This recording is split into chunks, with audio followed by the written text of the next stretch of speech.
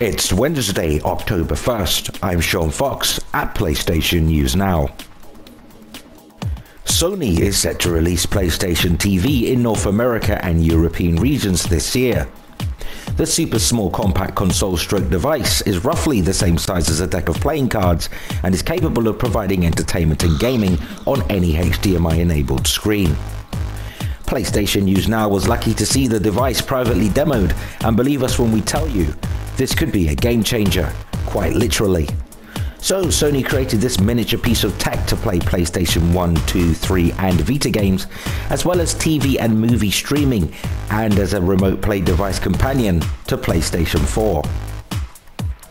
The device operates via Wi-Fi and Ethernet, as well as running PlayStation Vita memory cards.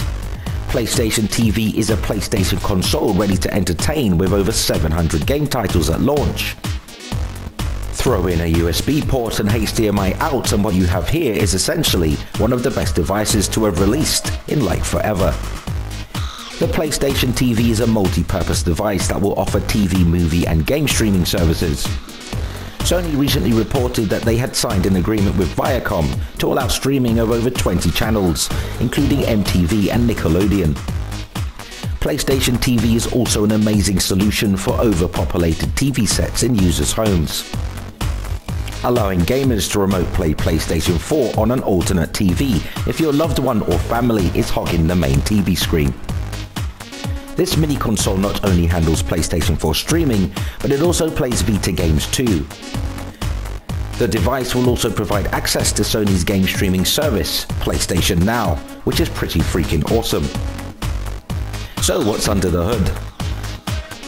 PlayStation TV tech spec features a Cortex-A9 processor, 1GB internal storage, Ethernet, USB 2.0, HDMI ports, Wi-Fi, Bluetooth 2.1 plus EDR, and it will work with either PlayStation 3 or PlayStation 4 controllers.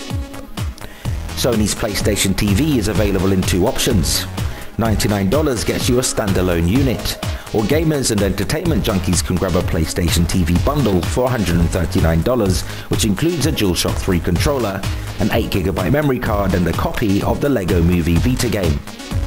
So, are there any downsides? Surely all this is just too good to be true, right? Well, yes and no. One inconvenience is that the potential user must opt for Sony's expensive proprietary memory cards, as PlayStation TV currently does not accept SD or micro SD cards, but thankfully memory cards are not mandatory. The PlayStation TV device will function without it. So I guess you're wondering if you should pick one up. The answer is an absolute yes. For just under 85 UK pounds or US dollars, Sony have provided the most useful device you could ever want. Games, movies, music and streaming, plus Vita compatibility, PlayStation Now and remote play. It's a no-brainer.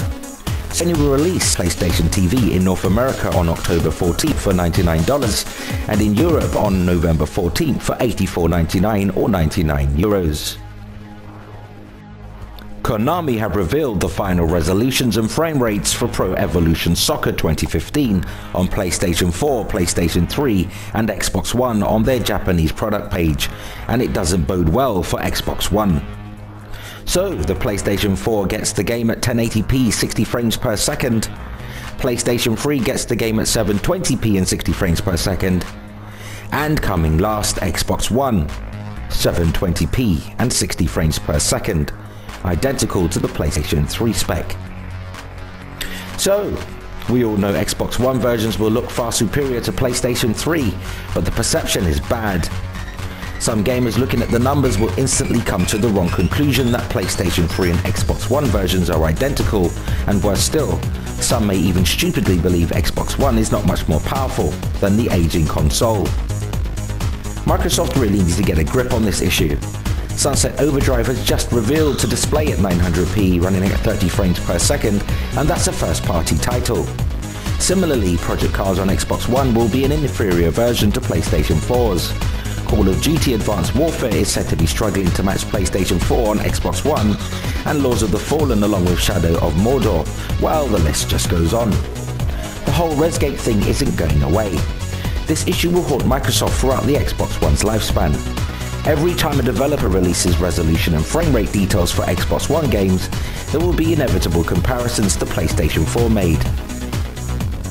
Game consoles are the most widely used video streaming devices in the US, according to Parks Associates, who recently published its report. Parks surveyed 10,000 American homes in early 2014, and it found 44% of broadband-using respondents considered a game console their primary connected device for accessing non-gaming internet content, particularly video apps like Netflix, Hulu Plus, and Amazon Video. And those console gamers, roughly 3/4 log into consoles to watch video apps at least once a week, and 40% of them are watching over 10 hours of content a week. The report goes on to rank broadband homes' preferred devices, with game consoles beating smart TVs at 20%, streaming media boxes at 12%, and Blu-ray players at 9%. What we find is that not every device has everything somebody wants, Parks Director of Research Barbara Kraus said in an interview with Ours. Kraus went on to clarify that users were going to use multiple devices until they found a platform that had everything they wanted. So, this begs the question, what the hell was analyst Michael Pachter of Wedbush Industries harping on about, when Pachter said consoles are pretty much dead after this generation?